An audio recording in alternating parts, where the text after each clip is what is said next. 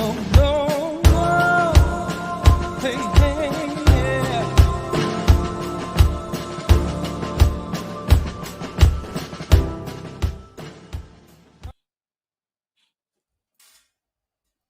Hey, what's up, everybody out there tuning in? This is Powercast. I am your host, the Golden Mike from the North, Balamau Power. Thank you very much for tuning in. And yes, it is episode 10. 10 episodes. 10 episodes. We're super excited that we're still doing this during this time and being able to connect and bring these stories and bring these yarns to everybody here, right from here, the Black Table up in Gimwe Country, Far North Queensland, Cairns. Now, before I continue, it's customary that I show respect and acknowledgement to the traditional custodians of this land where I am live streaming from. And I extend that acknowledgement to all you families out there from wherever you are tuning in from. And thank you for taking the time to join me this Friday evening. Yes, we have an exciting yarn coming up. I got a really good young brother that I've known for quite some time in this industry. As the title suggests, this is called The Art of Lighting. And I want to welcome to the Black Table, Bala. Before I do, I should go back and actually, set the parameters. For those who are tuning the first time in, now I got to explain a little bit about what Powercast is. Powercast, this podcast was created out of a response throughout COVID, and during that time, we wanted to be able to connect with like-minded people through the tools that we have to share inspirational yarns and empowering stories from community, from mob, from people that I know in the industry, and hope that we keep that connection happening, even though if we can't physically be there. And we started this as a project and it's been going really great. And our intention is simple, is to bring inspiring, empowering stories that you may take value in, some gems that you will carry with you through life, and engage in that conversation so we can stimulate our dialogue and yarn about some of the topics that we cover here on this program. Now, I want to introduce this young brother because, look, I'll let him introduce himself. He has a really incredible story, and I've worked with him for quite a number of times. And the art of lighting, we'll get into that when we dive into this yarn. So, welcome to the Black Table yarn with we invite Bala, Eben Love. Eben, thank you for joining me here, bro. Hey, how you doing? Oh, good, brother. Thank you for Good. accepting the yarn. No worries, it's a pleasure. Too good, brother. Before we start, I just want to, if you can, introduce yourself, cultural way, your background, and Oh yeah, yeah. your story, where you're from. So my family's all Nurrinderi, so down the Coorong, South Australia, just underneath Adelaide there. So we got the Raukin community down there. So that's my home down that way. Like Storm Boy, all that kind of country. So yeah, family down there with my dad's side, but then also mum's side on in Melbourne. So yeah, over there with my nan and my pies. So yeah, over there in Melbourne. Then I'm a bit embarrassed, bro. This is like first time I've ever done something like this. So This is deadly, bro. but yeah, so my totem is a muldery. So that's a magpie down that way. So half Aboriginal, half Irish, I think my mum's side is. So yeah, so my totem, they gave me muldery because down there the feathers of the magpie are half and half. So so yeah, that's how I got that. But yeah, so that's kind of my family down that way. Deadly. And you hopefully you got some more Bob tuning in. Do you have a Meryl Williams saying hi? Yeah, that's my nan. That's who I was shouting out. Oh, okay. Deadly. Hi, Nan. Thank you for joining and watching us have a yarn with Eben here. Now, brother, the art of lighting, the why I brought you onto this program is because just recently we did the showcase at Bulmajar, which is where you operate out of. And you're the lighting technician that designed the lights that really gave that emotion to that that event. And I was always fascinated with because I do a lot of live performance, but the first time I actually went into the theater space, I was introduced to that space by Auntie Rita Price, and you worked on my show. And Yeah, from yeah, then, it's kind of like every show that I did with lights, it was always you working on it and designing the lighting aesthetic. And yeah. That's it. this one really had an impact on the audience and the people that were you know were there to experience it. And Yeah, there's an art to be able to get that emotion. That's why I called it the art of lighting. yeah. That's uh, it. but your journey, we will get into what you do now, but your journey started when you were really, really young, as when you sent the bio through, and I was like, wow. Tell me about your experiences of growing up, in this world, creative arts world. Well, well, it started all when I was basically 6 days old. I was on tour with my dad's show, No Shame. Wait, So 6 days. 6 days, not even awake yet, really. So yeah, Oh, just 6 days incredible. old on tour. So yeah, my dad was a playwright, an actor, a tech. He done it all, you know. So yeah, out there on the road with him was his show No Shame. So that was good. And then WOMAD, working the WOMAD festival down there in Yes, Adelaide, World yes. Music. So yes, since pretty much I was born, '96, I think mum and dad started working there. So Wow. yeah, pretty much '96 to 2016, 20 years in a row. Didn't miss a year. Um, so that was yeah, a big cornerstone for my experiences when I was young. That was actually my first job. Was working backline for Stage One with my dad. Um, Wow. in I think it was 2012. Yeah, I was still in school. So yeah, that was my first job. So Wow. yeah, so that's kind of where I started, and yeah, just being around this industry pretty much all my life with mum and Arts Nexus. She supported a lot of the local festivals up in Far North Queensland. I think there's like 85 she kind of did worked on here and there. So I went to a lot of Yes. festivals when I was a kid, driving around everywhere and doing all that, going to all these festivals like Laura and working with Blackrobats with Auntie Kelly up there in Coranda. So that was a Yes. long time ago. And then the Deaf Indigenous Dance Group went down to Woodford with them. That was kind of the first time I kind of got a bit of experience down there, and yeah, I learned a bit of Auslan for that, so that was interesting. But Excellent. yeah, that's kind of my beginnings of working in this thing. Was just working in this industry was with mum and dad, just following them around. Wow. Well, I see Arts Nexus is on right now commenting. So thank you very much for joining. Yeah, She says what is it? So awesome to see young creatives from our region. So proud, which is very true. And you just hearing that part of your story, you're an creative arts baby, man. So yeah, that's it. Had a really fun upbringing. It's kind of yeah, all over the place. that's an incredible environment to be living in. Like, I remember the reason why I love music so much. My earliest memories goes back to when I was 5, when I was around just community gathering events, and my grandfather and they were and a few of the other grandfathers were together playing guitar, and you just had this experience and loving the entertainment and the environment, and it just made the experience of that expression, music and gathering, so much more memorable. And now I'm an artist that I live in the industry. Like I said, I would do this even if I wasn't getting, wasn't a career.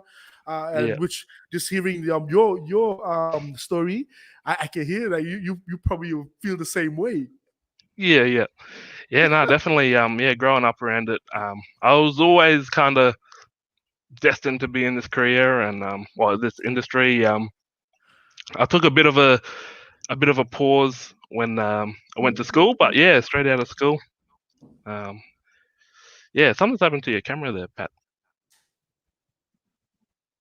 But yeah, so straight out of school, straight back into the industry. But yeah, during school time, I actually wanted to become an animator. So animation was kind of what I wanted to do. How I started, and a lot of the skills actually transfers to lighting design and all that. Kind of animation is kind of what you see like on a screen, right? But doing lighting design is kind of like animation, but the real environment. So Mm. so yeah, it's got a lot of similar kind of things you got to worry about, and yeah, actions and stuff. Yeah, well, I'll just give context to the listeners, and apologies for that. I'm a one-man show right here, and now I'm Yeah, trying out a new camera, so there's some tech issues with it. So I'm back. I'm producing and doing this at the same time, but yeah, bear with me. It's still going to be exciting, and yeah. So building context, what I will for the audience now tuning in, later on I will show you a video of some of the lighting of one of the performances that Eben designed for my live set. But we are talking about the creative arts industry and the lights, the impact the lights have on it, and then really from that aspect. We'll start off with if I could go back. You went through a traineeship in this project, and I think you're one of the first to actually engage in the program. If you could yeah. give us that. So back in so I just graduated from high school in 2012.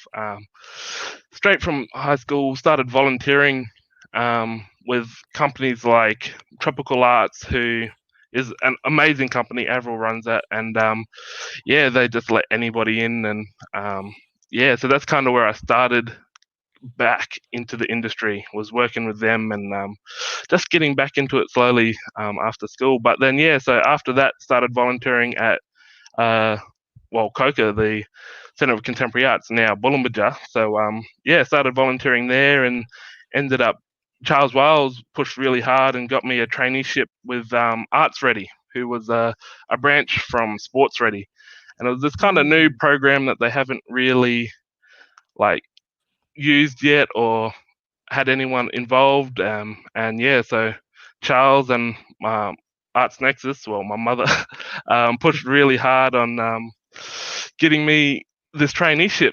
And yeah, so I was actually the first in Queensland, and the first, Indigenous nationwide. So yeah, so Arts Ready was like a branch from Sports Ready that helps football players and stuff, and they wanted to branch into the arts industry. And yeah, so that's kind of a 2-year traineeship I'd done, based at the Bulimbaja Fantastic. back in the day. Yeah, and the experiences going through, if you could take us, oh, I was just gonna say, thank you, Dave Masters, Oh for yeah, dropping the Dave. Yeah, comment, and yeah. also, I should mention Dave. He was my kind of first mentor in that traineeship. fantastic. Taught me a lot. Taught me a lot. Especially being calm. Taught me how to be calm and get through all the shows. So shout out to Dave. He's awesome. Glad Dave, he's thank here. you. Thank you very much for dropping a comment, Dave. And thank you very much for joining the stream. And William Gee, Yaroesa, Debeki there, good night. All the way from Mackay tuning in. So, yes, we got people tuning in from everywhere enjoying this conversation. But sorry, I'm jumping forward. I'll go back into the experiences. Like the traineeship, because I right now operate and I have a few people, a few young trainees that I've worked with, and you Yep. know, it's a really great one really great pathway to get into the industry. And when you have Yeah, that's it. support from mentors and a framework to follow that will give you that experience, but that knowledge, it's a great thing to have. I mean, I don't remember seeing a lot of traineeships when I was coming out of high school, especially in the creative arts industry. So your experience, some of the things that you went through, and you had to, be a part of. Can you give us a bit of an insight into that? Yeah, so my traineeship kind of started, yeah, after volunteering and kind of actually getting really sinking my teeth into the industry. And so yeah, it was just kind of learning was kind of my favorite thing to do. So it was really just trying to work out ways how to learn without like not like slowing down performances and stuff, because trying to teach and work at the same time is hard for people like yourself. If you're trying to start a show, but you got to teach someone at the same time, it gets a bit difficult. So you kind of want to get trainees who can work and learn at the same time. So that's kind of what my favorite thing was doing while was when I was a trainee, was actually working. So that's kind of where I learned most of my skills. And yeah, the experiences were just amazing. You know, I was actually one of my first shows at Coca there was Cabaret, the Lush Cabaret with Velvet and Amelia. So uh, that was actually an 18 plus show, and I was 17 at the time. So technically, I wasn't even allowed to watch the show, but I was operating the lights. So just crazy things like that, you know, that when you're a young fellow, you can step out of your comfort zone and get into kind of industries, and people are like willing to teach you and stuff like that. So yeah, traineeships are definitely underrated these days, you know. So, but yeah, that's kind of Very excellent, excellent. And that's the one thing I really love because I think you were just finishing your traineeship and getting fully into the industry. Then when we started working, and just the mindset and the attitude you had at that time, it was great because I was new to theater space and I learned a lot from the things that what I've and I want to share this right now with everybody. Who's tuning in. What you said when you were talking about, Dave being your mentor and talking about how calm, teaching you to be calm and that stuff. Like the production side of everything is high intensity. If oh people yeah, don't understand, just creating a show for people to experience. And that's the one thing. My first introduction to the theater space was working with people like yourself. So you were new, I was new, and then I started seeing the attitude that people had in there was just so positive because we want to be able to create great experiences for people. So that's why I love, I'm based in Bulumbajar as well, work out of there, and I know the network of the team and the creative arts space in the far north Queensland, especially from here Cairns. I just love it. It's exciting to support. And the other aspect of bringing you on here was I get I've done a lot of traveling and a lot of conversations, but we never hear the perspective of the generation out next, the next generation. And you working with I've on a few shows now. Right now is I think your story is very important because the next generation is coming up into the creative arts industry, in the music industry, and I just saw like Little Mace, he's over WA, but he's from here. Cairns just dropped out a video, so I love seeing the our mob winning and the next generation, and that's why I said after the show I need to get Eben on here so we can start speaking about one, knocking off the stigmas that creative arts doesn't offer opportunities because it does, and hmm two, the world that we create, it's not only fun and creative, but it really has impacts on people's lives. So, yeah, and for that's your sure. story. Your story is that. And one interesting thing, which I believe is very valuable, that I want you to share. Before the show, we were talking about your attitude towards volunteering, Oh and yeah, I want you to share that because I was really inspired by that what you just said, like with that. So yeah. yeah, I'll let you tell your story about volunteering, man. Well, yeah, volunteering has always been kind of a cornerstone in my kind of career, really.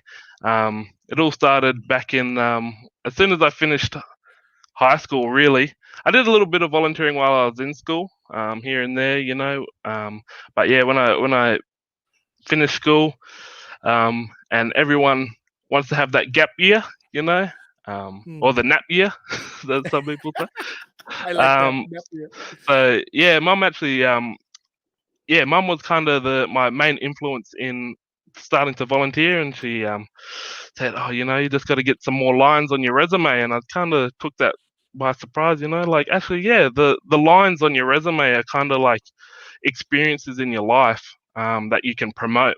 So yeah, volunteering is amazing. You know, you can get all this knowledge from people that are working and actually in the moment. You're not getting kind of secondhand information that there's kind of they have to remember, you know. So when you're there and in the moment, it's just like that's when the knowledge is flowing and you can just watch. And that's, yeah, I can't talk about volunteering enough. It's just amazing. And like I'm still volunteering today, you know. It's like Hmm. with tropical arts. I mean, tropical arts, I've been with them for 10 years now, and would still volunteer for another 10 years and more, you know, because just seeing people in the environment where it's just about creating and, yeah, just loving life. So, yeah, that's kind of what I want to say about volunteering, you know. No, that's great. I mean, people don't do like I don't believe that there's enough of that attitude out in the industry. It's a very hard, in all sectors, and I think maybe from my experiences, it's the understanding of what you get out of that experience to volunteer, and you just articulated that very well. I mean, the Yeah, the wealth of knowledge that you get immersed in real time. yeah, Yeah, you cannot buy that because it's yeah. It's happening. definitely that real time knowledge that is just, even if it's just they'll be like rolling up a lead and they kind of say, "No, flip your hand this way, not that way," And it's just those tiny little bits of knowledge that you'd never get from a book, or those intricate little things that they can tell you right there and then while you're working, and yeah, that's just amazing to me. I love that stuff. Fantastic. And like if you were to like speak to somebody out there in the industry who wants to kind of volunteer but they get shame, or because I know shame, it has no age limit. It's every age group has that thing that stops them. What would you say to them? Like, what would you say, like, if they Well, I mean, definitely go for it. Put your foot in the door. That's been the saying since way back when, since doors have been invented. Put your foot in the door, and you can always make your way in. So that's kind of what my thinking is. But then also there's the you don't want to be uh, over volunteering as well. You need to yeah. know a point when you've reached where you're not relied on. As a volunteer, you shouldn't Mm, be relied on. So mm. that's kind of like the opposite side of it. If you're relied on, then there's kind of something going on. So as a volunteer, I reckon you should never be relied on. You should be there to learn. Um, so that goes out to people that want to get volunteers. You don't. That's kind of another thing. Yeah, no, that's great. That is great that you bring up that there's two sides to it, because that part where you become now the person just to call, like you could call up and always lean on. It really does. It takes the joy out of that experience, Yeah, that's and it. yeah, and I think that's the hardest thing too. Once you get into that cycle, where and I had this when I was coming up. The hardest thing to say no, sorry, and find my limit. They Yeah, say this is that's it. this is the much I can. This is as much as I can give at this time. Yeah, and as a volunteer, you totally have that right. That's not that I'm an expert on volunteers, but yeah, you totally should have that right to say you can't do it or you got work. You shouldn't have to be. But also, if you do love volunteering, it's also, yeah, of course I'll come in and help. Like there's kind of like my experience now is that, yeah, I love volunteering. I volunteered last month on a show, so with the sonnets, and yeah, so I kind of made time for that because I know volunteering, when you have experience, is like, instead of working for money, you're actually working for the soul. It's like you actually, you want to help people in the industry, and yeah, that's another take on it too. Volunteering is, yeah, working for the soul as well. Once you kind of progress on, um, I'm sure you've had experiences like that where someone Absolutely. might ask you to do something but might not have the money to pay for it, but you're like, yeah, of course I could do that. So Well, it was an interesting thing, and I just saw a few comments there, and I want to thank them. We'll go back and read some of those. But I, yeah, I remember when I was starting out, my first industry was the crayfishing industry, and okay, I always just really jumped into it. Like said, I just want to learn everything because I don't know why I just loved it. And then becoming a part of it, I became a sole trader at a very young age. I was running my own businesses in high school, oh and wow. so but like from that being able to just go there, like I remember going to a shipping company and just said I just want to come in, just put me on, and then they gave me a job like a week later. There's this profound thing that happens when people see your attitude to wanting to participate and be in there. Like now I put people on, like I employ people, and most of the like no most all of the people that I really do end up employing are the ones who come and just say, look, I'm happy to volunteer my time. It starts out Yeah, like that's that. it. We do a project, and now my whole team right now was based on that. We did film projects for music, and I'm like, man, I like the way you work. You're positive. Your attitude is this. You're willing to grow. Your mindset is in the right direction, come on, like just become a part of the team. And I think Yeah. there's so much, and that's what I said in our there's like it speaks volumes of your character as a person to just want Yeah, to yeah, be engaging in other people's works and contributing to that. yeah, Yeah, and but you said it well. I mean, and honestly, when we were having the conversation, I didn't even think about the flip side. So I'm glad that you covered both sides of that spectrum. yeah. Um, No, there were a couple of comments here that I wanted to go through. Arts Nexus, which I'm guessing that's mom. yeah, that's It mom. said, I tell you, people are sitting in positions where it's their job to welcome you in and support you to volunteer. You just have to ask and find that person. Thanks, Dave and Charles, for opening the door. And yes, here Eben said it. So thank you, Dave and Charles, for supporting this young gentleman here because this leader here because he really does put on great shows. Oh, thank you, man. I read that, bro. I really read that. That's why, like, when we were working on the show, I was like, yes, even he know. I don't have to communicate. He knows what I'm thinking. Yeah, that's it. And So actually, I'll bring that up as well because I kind of my style or how I got into lighting design is very different to a lot of theatrical lighting designers because a lot of them go to uni and go through like courses and all that kind of stuff, and there's total respect in that. I actually really want to go into a uni course and learn all the kind of theory side of lighting. But yeah, I had one lighting designer that I've worked with for ages with Jason Glenwright with who does all the Jute shows. So he's been a part of my kind of experience in this industry for a long time as well. And yeah, shout out to Jason. He kind of taught me a lot of the intricate. I can't say the word. Can't say intricate, it. Yeah, intricate. intricate That word. scenes. Yeah, that's it. Tongue twister, but yeah. So yeah, shout out to Jason. He yeah taught me a lot of that just by operating the desk next to him. So I don't know if I should talk about how kind of lighting design works just yet, but like I guess we No, can now. So yeah. we'll get a lighting designer in for a show, and they would kind of have the knowledge of the show and kind of build a lighting plan, and kind of go to the rehearsals and know exactly how the show runs. And then when they come into the venue, someone like me as a venue supervisor or as a casual technician would have looked at his plans, read the plans, and set up all the lights. But we kind of don't really have an idea of the show just yet.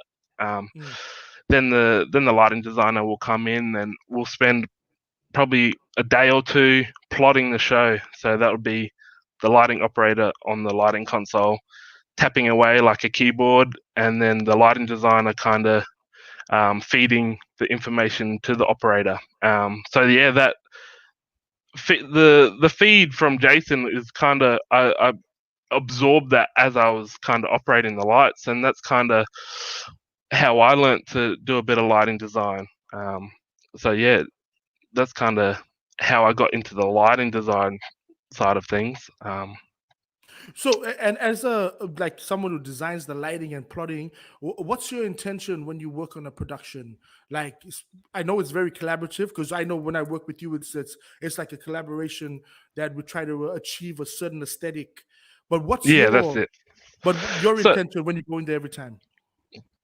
so there's a lot of factors into that. We got if there's a camera involved, you have to make sure that faces are seen. That's kind of the basic, real basic kind of can you see your face or not, you know? And it's actually also really important too because a lot of the times you can try to go for these really kind of intricate scenes where it's like really nice and red behind, low light level, kind of yeah, looks really nice in person, but then as me and Pat found out with the live stream, it's all about the face. Everyone wants to see the face. So yeah, that's kind of the main goal, really. But then also the other main goal is people not actually noticing the lights. If if you notice the lighting, it's kind of got to be one and one with the production. You know, it's kind of got to suit the production, got to have the same feel. If you kind of have like a really quiet moment and you got rock and roll lights in the background, you kind of go, Mm, that didn't really work, you know. So mm. there's a lot of kind of little things in lighting that, or in theater lighting. Rock and roll lighting's a whole nother Yes, ball game.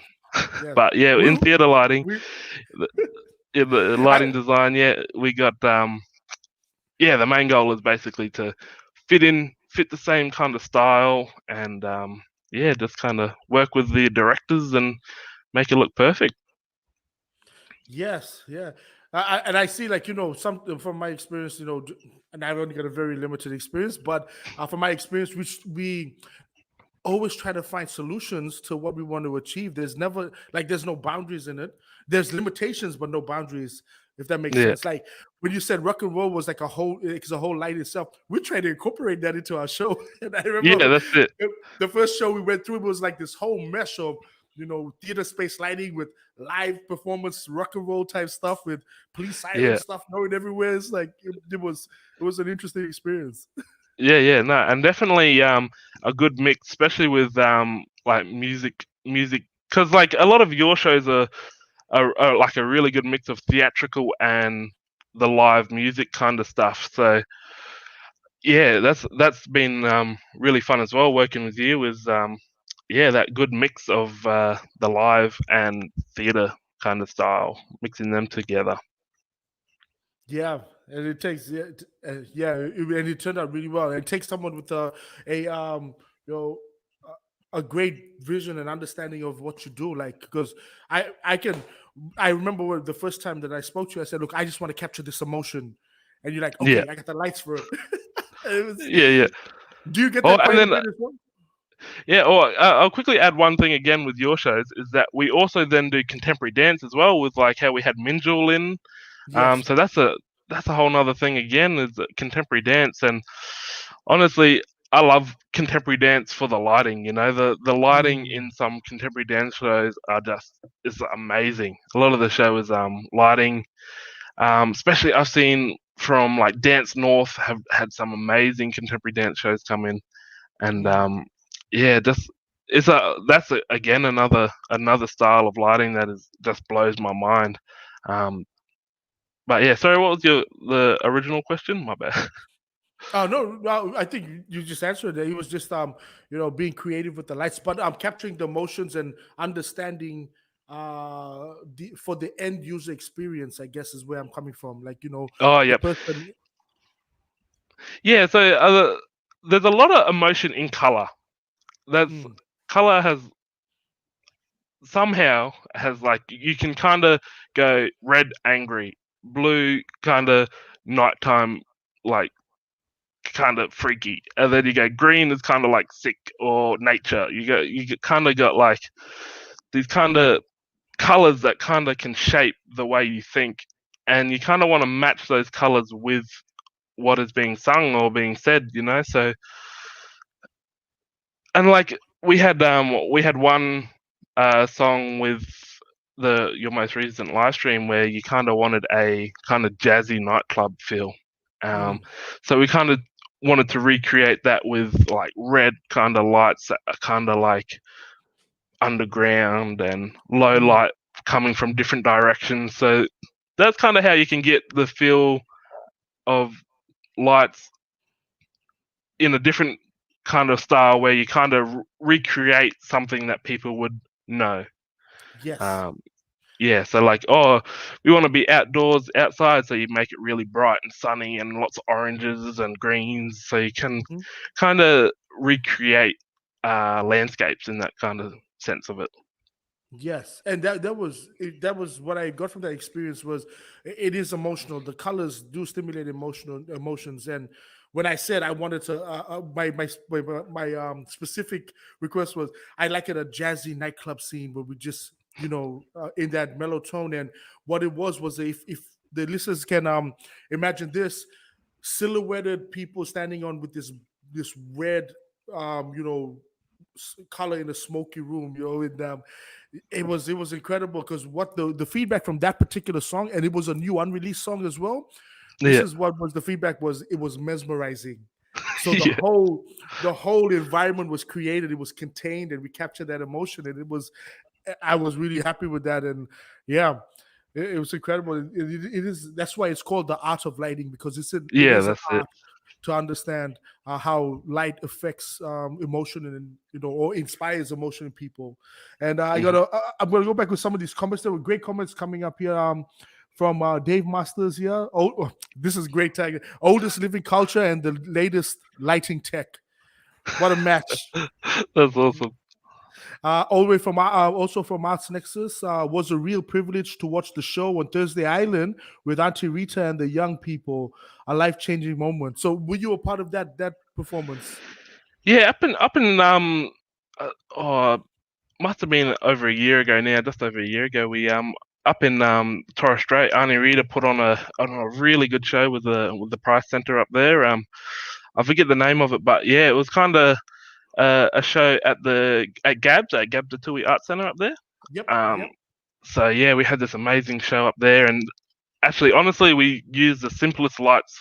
We only had 2 lights on each corner, um, Mm, that could change color. Like it was like basic as, but yeah, working with Rita, and we pulled off this amazing show with all the dancers as well. So yeah, that was amazing working on that. And then yeah, the next day was the concert, the First Nations media concert, and yes, that was yes. that was a good time. That was lots of fun. I wish I could find the live stream somewhere. I was actually looking for that the other day, so I should If you find that. But do, yeah, that was like working with Willie Kepper, who's yep. a long time family friend. Um, so I used to work with Willie Kepper down in WOMAD. He used to be Mm, part of the crew with me. So he's actually was there with my first year working there. So or my first year paid working there. So yeah, Willie Kepper and Mark Oliver, those two are two lads that taught me heaps about backline and music yeah. instruments and all that. So Amazing, man. Yeah, no, Willie's been around for a while. Great people, great names that you just mentioned, man. yeah. Yeah, and you were, I remember because you worked a couple of productions up in the island. So we did the one with Diat. Oh, with Ani Diat, yeah, we done that Yeah, one. yeah, that Yeah, was where a you good did the one. sound and I did the lights. That was an amazing one too, and that was another real basic setup, but we made it work, and me and Pat worked our butts off that week. So But it was fun. uh, It was very fun. that was so much fun, and I love that. And so Excellent. I got a tech question here, and this is from Jack. Jack, oh yep, Jack is our a boy part of Jack. OBHI, so yeah, he's always tuning in. Thank you, Jack, for always checking on the tech side of everything as well, watching my live streams and giving me feedback. What was it? Sometimes you have to know. Sometimes have to throw everything at the wall to see what sticks. Oh no, that was the way you had a tech question somewhere up here, which was, I believe, a QLab. The question was, Oh can yeah. QLab work with Windows? Well, unfortunately, no. I honestly, the one reason why I own a Mac, I mean, I love Macs, but the only reason why I own one is to use QLab. So that's and a lot of techs are like that. I know John, who's probably in the chat now. He's only got a Mac for QLab, but yeah. So unfortunately, no. But yeah, QLab is a powerful tool in theatre. It's kind of standard. I think every single theatre from us all the way to probably New York and all them fellas probably all use QLab. So it is Yeah. definitely a powerful tool. Oh, he just posted up. He only asked because of Shanna, his sister. So, yeah. Okay. Well, there you have it. Unfortunately, no, QLab only works on Windows. Oh, Mac. Too Yeah. good. Sorry, on Mac. It doesn't work on Windows. Well, look, what I wanted to do in this party, if you can, like you, if it's okay with you, I've uploaded a video, one of the songs that we performed at the live stream, just so people can view and see the song. But for this, recording is actually, see, so much tech. This is where you need more than one people behind That's the it. scenes. Where's Please Jack? feel Get him free. over there. Jack, where are you at? But okay, what I want to do is, please ignore the screen there right now at the moment. I'll fix that up once I go to this video. But share this video of the live stream, and I want you guys to, if you can, just have a look at the lights and watch the show, but look at how the lights impact on the show as well. So here's a song that I did from the live stream that I will that we had, and then that Eben worked on. So I'm just gonna add that in right now. This is on live, so you're gonna see all the technical mess that happens. So if you don't mind, Eben, we're gonna just go to this show here right here now. So I hope you guys enjoy this live performance snapshot of what was streamed that night. This was the reason why Powercast started, was to be able to be connected to people through this time, through inspirational stories, events, through culture, through entertainment. And we're just honored and privileged that we can bring this here tonight. This is how it feels to be free. So we're gonna hit them with a little bit of freedom.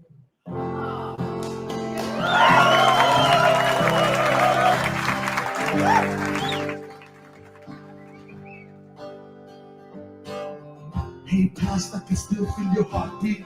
Drums echoes the pulse of these hot streets. Turn the radios up for a king's speech. Victions of ambition must believe. Hey, future people solid vision on me. Native lingo, history is skin deep. The only sin was the color of my skin, so I must sit to pride, emancipate, mental stay free. And they said we would fade in time. Showed them up, we stood the test of time. Time, claim it on time. Regain it on time, so never blame it on time. Put the soul in this image. This is music for the free spirit. Inspiration for those who really need it, for those who listen, for those who really feel it. Yeah. Stories of my time, teachers of my story. And we're written in the mazes. Survival of a culture is the reason that we made it. Yeah. Spirit side, keepers of my story. And the show will go on. Worship and us like in the world. We have survived, written and died, carrying our pride, with your flag side. We have survived, written and died, carrying our pride, singing freedom, freedom.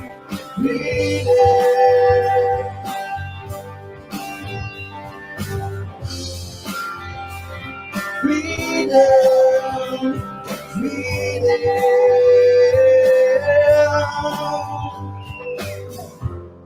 Unity restores order. Famous words from a father to a daughter. The language of a mother to a son. Rituals since time begun. The circle of life is never broken. Our ancestors of time have spoken. Free the slave of your mind, get open. The manuscript for a future is the open. Let it breathe just a little bit. Hey, world, believe just a little bit. And if we can see hidden etiquette of respect, where the peace becomes relevant. But that concept alone is irrelevant to ambition, such test the heaven sent. That's why we rap mics and go ridiculous. The screen represent to the whole world we've been in it. Yeah. Stories of my time, teachers of our story. And it been written in the maze. The survival of a culture is the reason that we made it. Spirit side, Raise your hand with me. Raise your hand with me so we call us first with us. Worship with us, we can tell the world. Come on. we have survived, written in our time, carrying our pride, with your flag flying. We have survived, written in our time, carrying our pride, singing out freedom, freedom.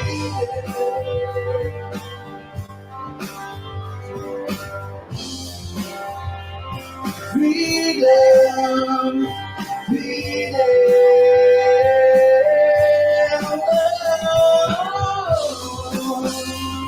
freedom, freedom.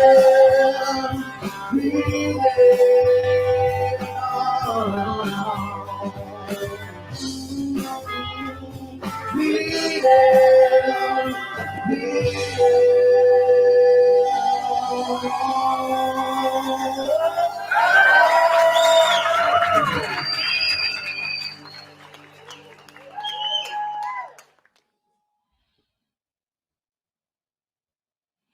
Well, brother, there you have it, man. That was well, guys, that was the live performance that as you see from that show that we did.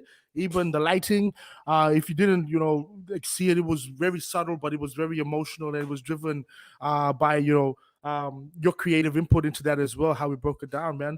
And I Yeah. just seen some comments there from people. Look, Marty come back, but Marty was he's been always been supporting from day one, but he was also at the Oh performance. yeah. One of Oh our nice. key sponsors was iTech Group, and Marty is a part of that group.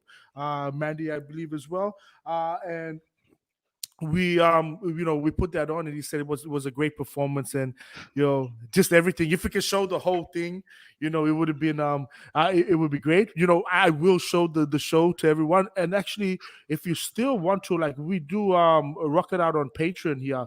So I'm just gonna drop up the Patreon platform.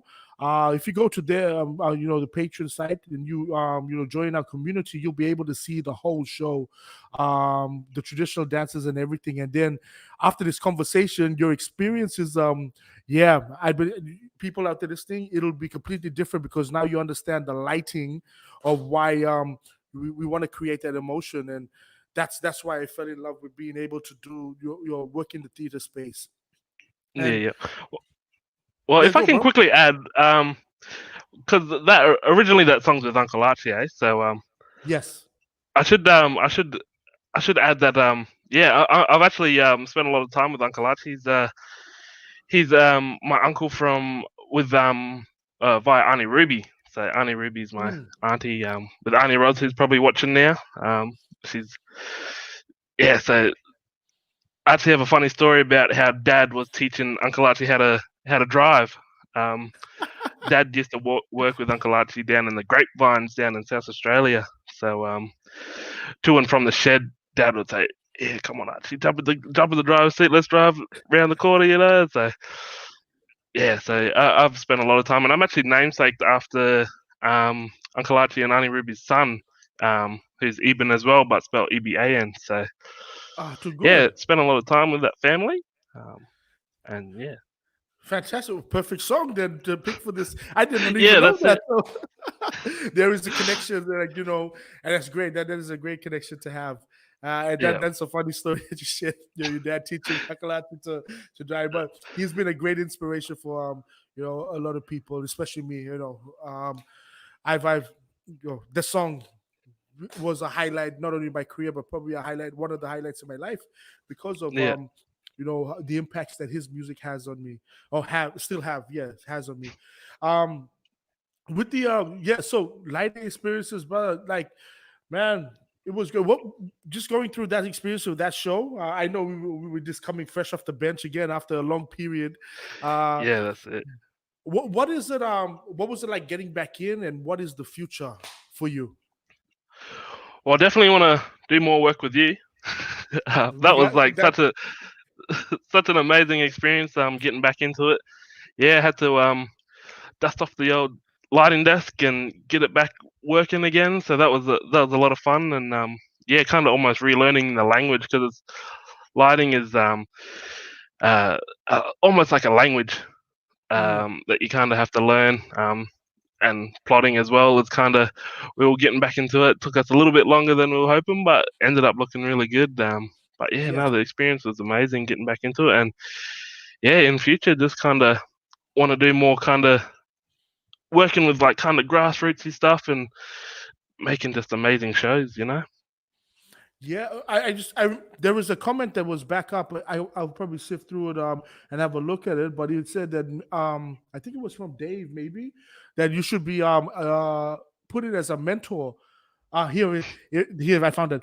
It would be great if Eben was training up all of the new crew at Boom Bajar, train up community and increase the capacity. And I believe that. I think that's something we should explore into.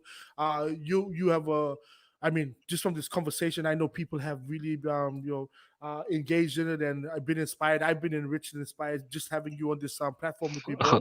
So no, really, thank you. And that's why, like, because that's a whole new world, and having that element in the shows for me, I've learned so much.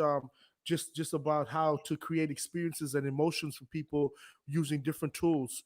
Mine is music, and then you add that with lights. It's just an Yeah, incredible thing. Yeah, well, yeah, definitely lights can add amazing kind of texture to a lot of shows.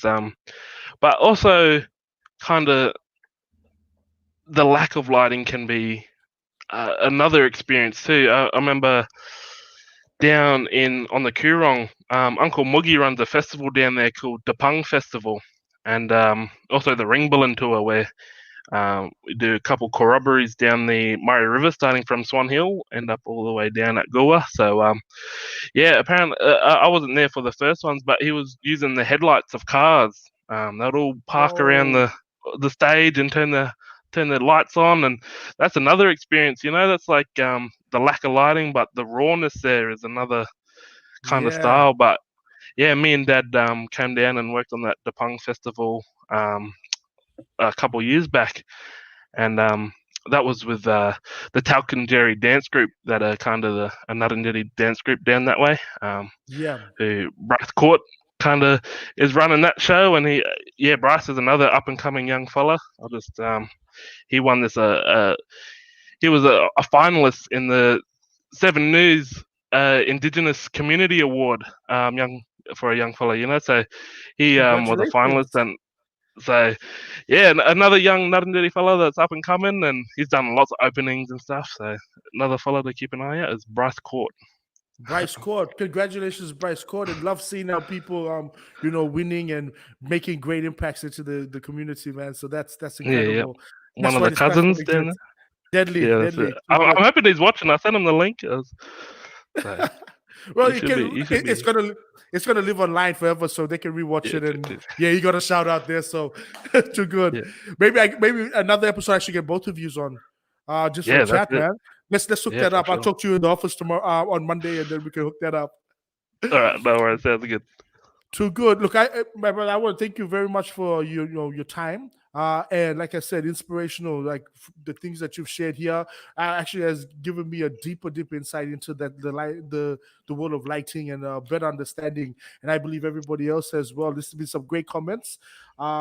And thank you everybody who's been tuning in and dropping your comments. We really enjoy the conversation. Please continue the conversation and ask more questions because we'll be replying to some of the Facebook stuff. Now, from the Black Table, I always ask this to anybody who comes here and join me in these conversations of Powercast. If you had one value, one gem, one piece of that gem, that nugget that kept you going through in your journey that you could pass back to anybody who's aspiring either to get into this career, but also just in life that you believe could give value back, what would that be? Well, I think we touched on it quite a bit during this podcast, but definitely voluntary and the value of knowledge, which is a bit cliche, but it's definitely amazing the value of knowledge, you know. So that would be the little gem, is just kind of getting as many lines on your resume as possible. That's kind of my little gem would be. Thank you very much. I can see my battery is flashing there. It's almost Yeah. out. But thank you very much, brother. Look, I'm going to wrap up this one here, but stay on the line. I want to have a chat with you after this, and I'm going to close off the show. But sharing the value and information from the next generation that's going to take creative arts to the next level. I want to thank you for your time, for coming on and sharing your story here on Powercast. Well, thank you, Patrick. Thanks for inviting me. Well, guys, there you have it. That's Eben Love, lighting technician, supervisor at Bulan and giving us the insight into the world of lights and just being there to be able to create that impactful emotional experience in performances. I love working with the brother, and I'm really glad that I got him onto this program. For you guys, please like and share Facebook page, because you guys being here is what makes this happen.